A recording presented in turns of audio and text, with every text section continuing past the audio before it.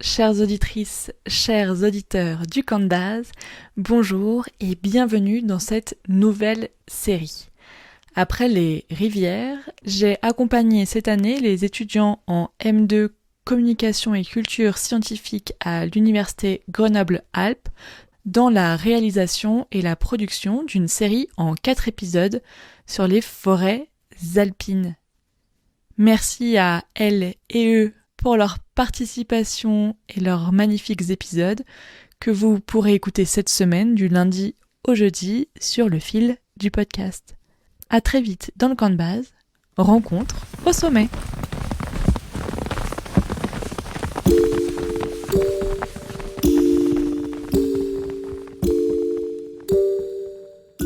Moi, la forêt, c'est la nature par excellence. J'aime m'y promener, je m'y sens bien, que ce soit par les odeurs, les bruits, la vue. Tous mes sens sont en alerte. Voilà, j'aime entendre des petits bruits des animaux, les feuilles qui tombent. J'aime tout dans la forêt, je m'y sens bien. Pour moi, la forêt, c'est un lieu de ressources. Je vais en forêt pour me balader et prendre l'air. Pour moi, une forêt, c'est un moment d'évasion où l'on voit beaucoup de verdure, d'oiseaux sauvages et éventuellement des champignons quand c'est la saison. Je vais faire du sport en forêt. J'aime bien courir là-bas, c'est calme, apaisant. C'est là où je peux profiter d'un peu de calme quand je veux m'éloigner de la ville. La forêt, c'est un monde naturel encore très, très sauvage et particulièrement développé dans notre région. L'on apprécie beaucoup pour tout ce que ça peut nous apporter encore de découverte et de liberté.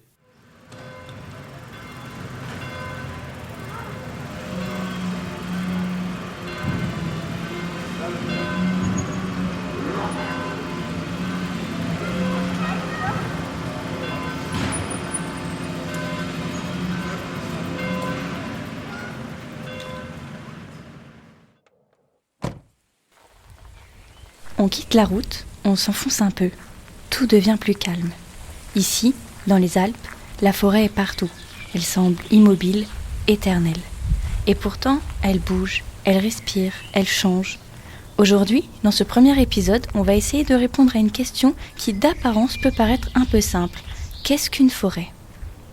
On parle de la forêt comme d'un lieu de nature, de liberté ou d'abondance. Mais qu'en disent ceux qui la connaissent vraiment ? Ceux qui la côtoient tous les jours. Alors moi je m'appelle Raphaël Laquello, je suis historien de l'environnement à l'université Grenoble-Alpes au sein de la chaire de recherche forêt alpine en transition. Alors qu'est-ce qu'une forêt ? Alors c'est pas une question forcément évidente. Alors on peut se dire, on est à peu près tous d'accord que pour faire une forêt il faut au moins plusieurs arbres. La définition parfaite elle n'existe pas, mais je peux vous dire comment nous en tant que chercheurs on la voit. Un écosystème d'abord, donc c'est un système qui est composé d'un peuplement forestier. Donc un peuplement, c'est quoi ? C'est des arbres, des arbustes, des plantes, etc., etc. Et de toute la communauté animale, microbienne et fongique qui va avec. Et tous les éléments non vivants, que ce soit le sol, le climat, la lumière, les apports nutritifs. Mais c'est aussi un système humain où les humains sont présents par leurs activités pour répondre à leurs besoins en bois, en nourriture, et aussi par leur gestion. Et donc finalement, pour nous en recherche, la forêt c'est avant tout un socio-écosystème, un espace d'interaction entre société humaine et écosystème forestier.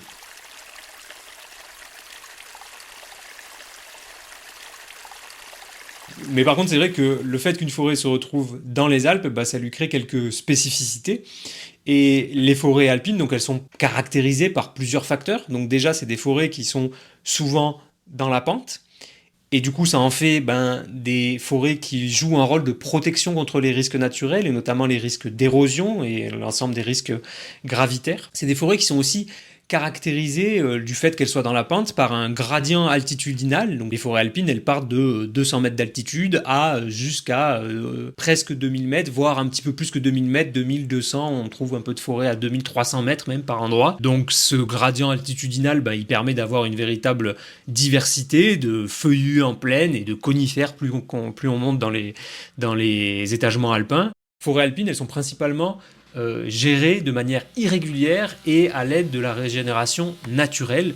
Donc en gros, ça veut dire qu'on n'y pratique pas ou très peu de coupe rase, qu'on conserve tout le temps un couvert arboré continu et qu'on n'y plante pas des arbres, c'est-à-dire qu'on va se servir des arbres qui poussent spontanément sur le sol pour régénérer cette forêt.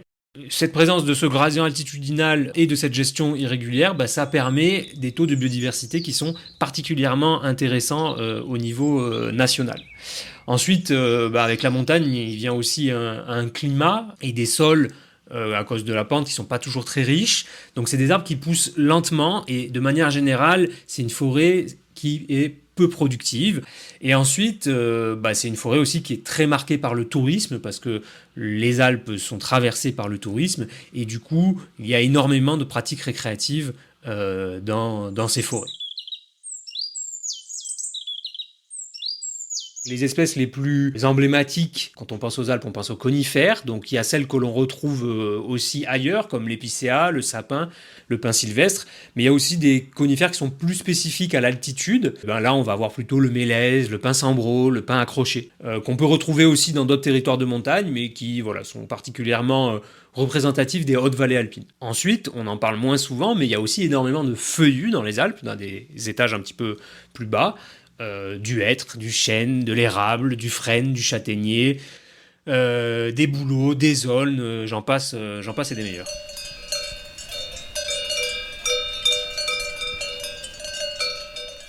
Mais il n'y a pas une seule surface de forêt en France, à ma connaissance, qui n'appartient pas à quelqu'un. Lauriane Hennet, chargée de mission service écosystémique au CNPF.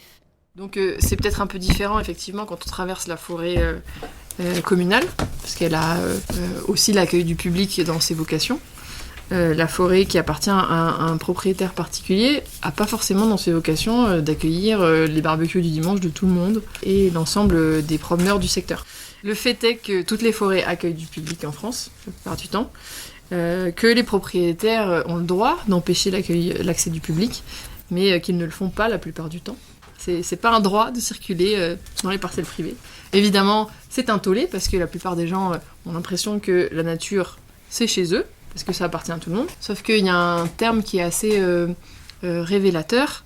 Dans le code forestier, la forêt est d'intérêt général, mais il n'est pas écrit que c'est un bien commun. Ce qui ne veut pas dire que les propriétaires privés veulent empêcher l'accès du public à leurs parcelles, c'est simplement qu'ils veulent qu'on se rende compte que quand il y a du passage qui n'est pas forcément suivi de pratiques civilisées, que les gens font leurs besoins partout, laissent du papier partout, coupent des arbres parce que ils veulent faire des tremplins de VTT, c'est pas normal. Voilà, c'est juste ça. Et que c'est pour ça qu'il y a des discours après crispants entre les propriétaires privés et l'accueil du public, c'est parce qu'il y a une minorité qui font un petit peu n'importe quoi. Voilà. Donc c'est pour ça aussi que je voulais attirer votre attention sur cette question-là. C'est important d'en avoir conscience.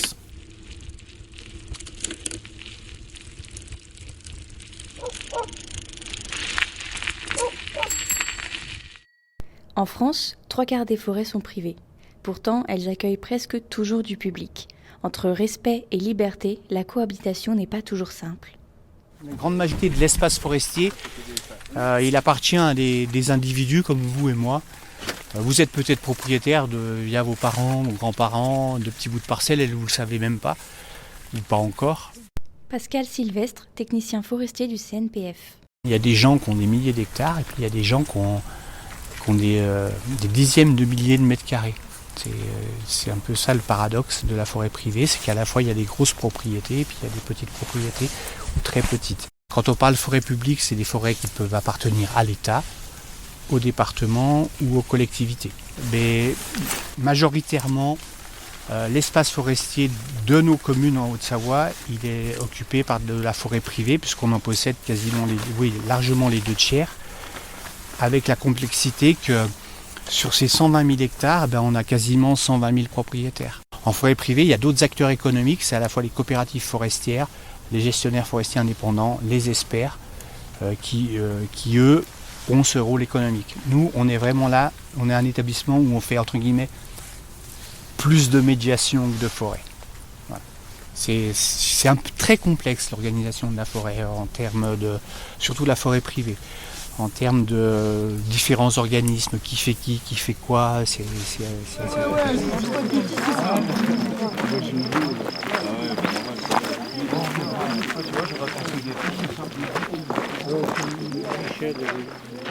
Est-ce qu'on vous en a parlé là, ces derniers jours du lien changement climatique et forêt ou pas vraiment? Pas vraiment. Et pourtant, c'est un sujet qu'on ne peut plus éviter. Le changement climatique transforme peu à peu nos forêts. Température, sécheresse, parasites. Quelles menaces pèsent aujourd'hui sur ces écosystèmes? Place aux experts qui nous expliquent ce lien complexe entre forêt et changement climatique. Les gens ne se rendent pas compte à quel point nos paysages forestiers vont être différents, puisque le propre d'un végétal, c'est qu'il ne se déplace pas vite, il va doucement. Donc s'il doit changer d'air en fonction des changements du climat, donc régime de précipitation modifié, températures différentes, tout ce genre de choses, il va mettre beaucoup de temps. Donc ce qui va se passer, c'est que surtout dans nos montagnes où c'est l'altitude qui gère un petit peu la compensation du climat, les arbres ne vont pas réussir à migrer assez vite et on va certainement observer de fortes mortalités. Il y a en plus des parasites qui prennent avantage du changement climatique pour s'attaquer aux arbres, donc ça renforce les effets des changements climatiques. Mais globalement, dans les Alpes, on est déjà à 2 degrés de plus par rapport à l'ère pré-industrielle. On se réchauffe un peu plus vite que la moyenne de la France. J'ai jamais trop compris pourquoi. A priori, c'est un effet compensateur des glaciers qui est atténué par le fait qu'ils fondent, qu'ils ont perdu 5% de leur masse depuis 20 ans. Ici, on se situe dans un étage où on a du feuillu, du résineux. Il y a fort à parier que ça n'aura pas la même tronche dans 50 ans, même si on est dans un endroit qui est certainement un petit peu humide, donc ça pourra compenser. Mais le faciès forestier il va beaucoup changer avec des essences méditerranéennes qui seront certainement apportées en montagne dans les versants exposés sud, où on aura du chêne Cécile, des chênes qu'on retrouve plutôt dans les Alpes du Sud, beaucoup de mélèzes, des pins, etc., ce genre de choses.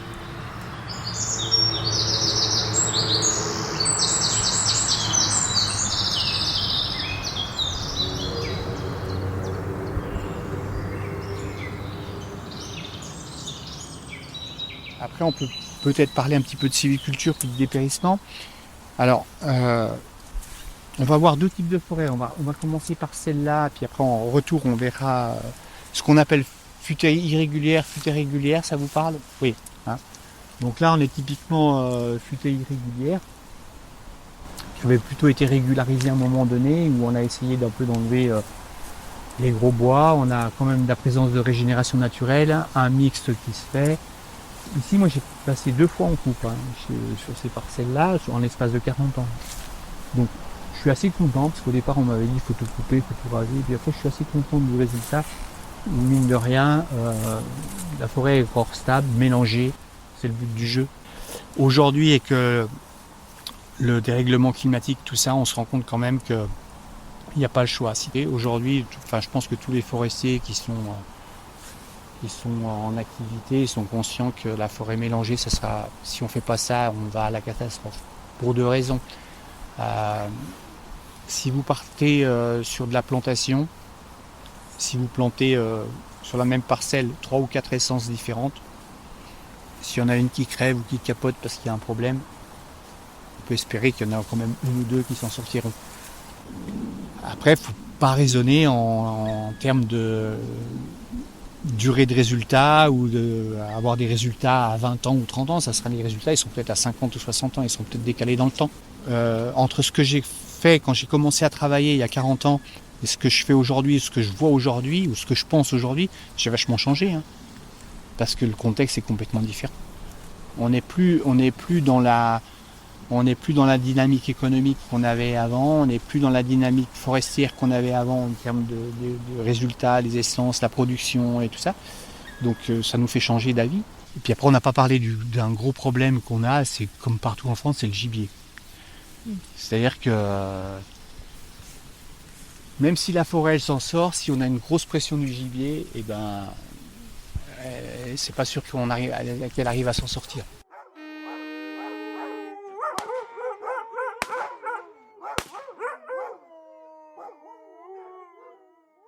Quand vous faites des plantations, les plantations un peu organisées, plantées, c'est que quand vous mettez des plants qui viennent de pépinières, ils sont beaucoup plus appétants pour le gibier que les plants naturels, parce qu'ils sont chargés en sels minéraux, parce qu'ils ont été boostés en pépinière, et du coup les plantations, elles souffrent encore plus de la pression du gibier.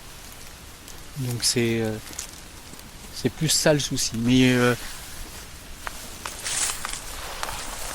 le problème du gibier, c'est que il en faut, je suis d'accord, mais après il faut que ça se régule. Et le problème, les seuls régulateurs du gibier, c'est les chasseurs, alors qu'ils ont une vision du gibier qui n'est pas forcément celle de régulateur. S'ils ne la croisent pas, s'ils ne le voient pas, ben, ils ne le tuent pas. Donc il y a ce côté aléatoire, quoi. Donc souvent, à la fin de l'année, ils n'ont pas tout fait ce qu'ils devraient faire pour que on maintienne la population, ou au moins qu'elle n'augmente pas. Parce que le problème, c'est que la population, après, elle augmente. Et elle augmente, et c'est où elle est en danger pour la forêt, c'est quand elle augmente trop. Quand il y a surpopulation, il y a consanguinité, donc il y a maladie. Donc si ce n'est pas les chasseurs qui les ont tués avant, ben, ils vont mourir parce qu'ils vont choper des merdes. Donc c'est pas forcément mieux. Des merdes qui peuvent se transposer à la population animale domestique. Donc ça, c'est compliqué.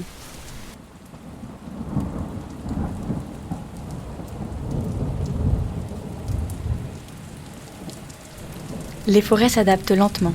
Le climat, lui, change vite.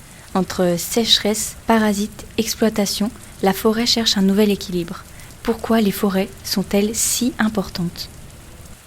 La forêt, elle est très importante en termes de biodiversité parce que c'est un réservoir majeur de biodiversité dans le monde, puisqu'on y compte 80% des espèces d'amphibiens, 75% des oiseaux, 68% des mammifères, alors qu'elle n'occupe que 31% de la surface terrestre. Ensuite, pour nous humains, et pas que d'ailleurs, mais pour nous humains, elle est aussi les forêts sont très importantes parce que déjà, c'est des lieux de production d'oxygène, de séquestration de carbone, de filtration et de régulation des eaux, mais aussi de stabilisation des sols, de protection contre l'érosion et contre les crues. Et puis, c'est aussi un espace qui nous permet de répondre à certains de nos besoins, comme la fourniture de bois et de produits forestiers en tout genre. C'est une source de revenus grâce au bois. Ce sont aussi des espaces récréatifs et culturels qui ont un véritable rôle social et patrimonial dans un certain sens.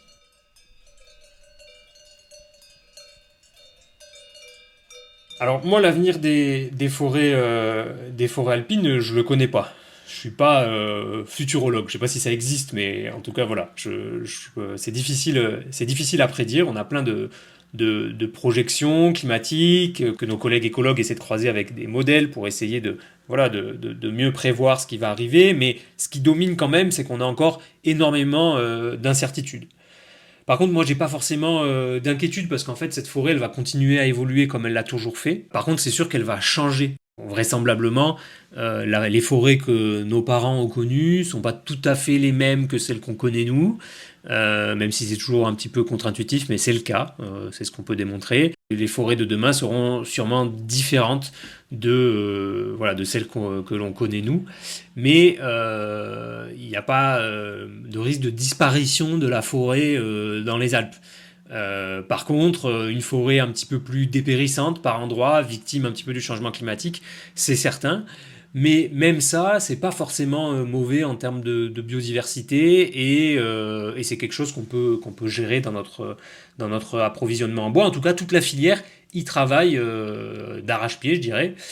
Moi, je dirais que pour l'avenir, en tant que chercheur, je suis surtout curieux de savoir comment elle va évoluer et comment nous, en tant que chercheurs, on peut accompagner ces évolutions-là.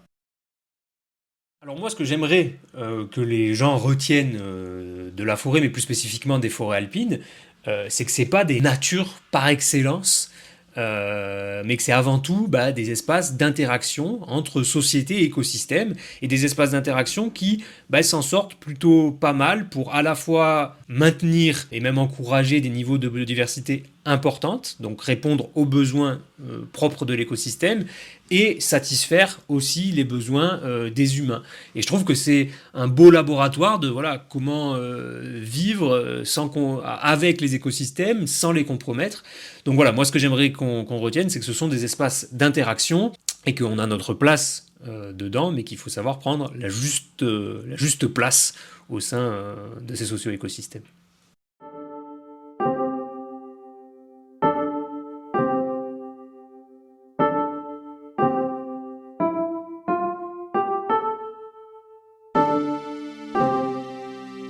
La forêt n'est pas qu'un décor vert autour de nous. C'est un monde vivant, complexe, fragile et surtout profondément humain. Merci aux intervenants et merci à vous pour votre écoute. Dans le prochain épisode, on explorera les pratiques pastorales et leurs impacts sur les paysages de montagne.